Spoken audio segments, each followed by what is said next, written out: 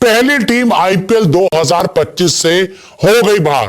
तो मुकाबला खेला गया कोलकाता नाइट राइडर्स और सनराइजर हैदराबाद के बीच, और इस मुकाबले में एक ऐसा चमत्कार हुआ जिसकी उम्मीद शायद आपने भी नहीं की थी और मैंने भी नहीं की थी, क्योंकि एसआरएच, मजबूत एसआरएच को केकेआर ने हराया नहीं है, उड़ाया है।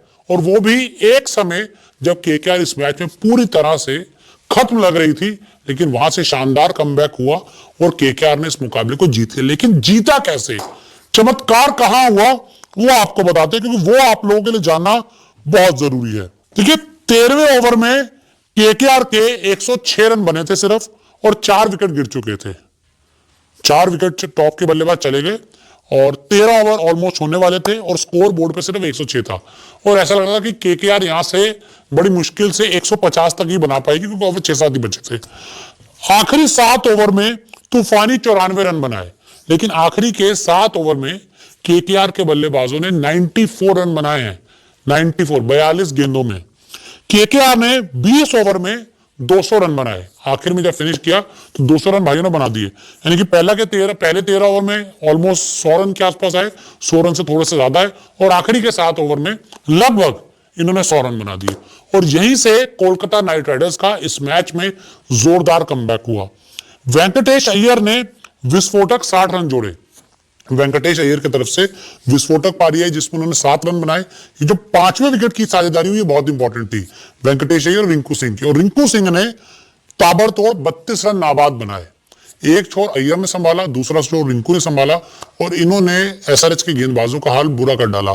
बहुत मारा, धागे खोल दिए। सोचे ना, 13 ओवर में 106 से 20 ओवर में 200 बना दिए, तो कुछ ना कुछ तो बढ़िया परफॉर्मेंस किया होगा ना। और जब हालांकि उम्मीद ये की जा रही थी कि भाई 200 बनाया ना एसआरएच वाले, तो 17-18 ओवर में 200 बना देंगे, क्योंकि जिस विकेट पर केकेआर अगर 200 बना सकती है तो एसआरएच वाले तो 250 बना सकते हैं ना। लेकिन 250 छोड़िए, ये बेचारे 150 के आसपास ही इनका जो मामला था वो पूरी तरह से खत्म हो गया। और एक बहुत बड़ी हार सनराइजर हैदराबाद को इस मैच में मिली, और वो इसलिए क्योंकि 9 रन पर सनराइजर हैदराबाद के जो पहले 3 विकेट थे गिर गए। टॉप ऑर्डर से जो 3 विकेट थे वो सिर्फ 9 रन के स्कोर पर गिर गए।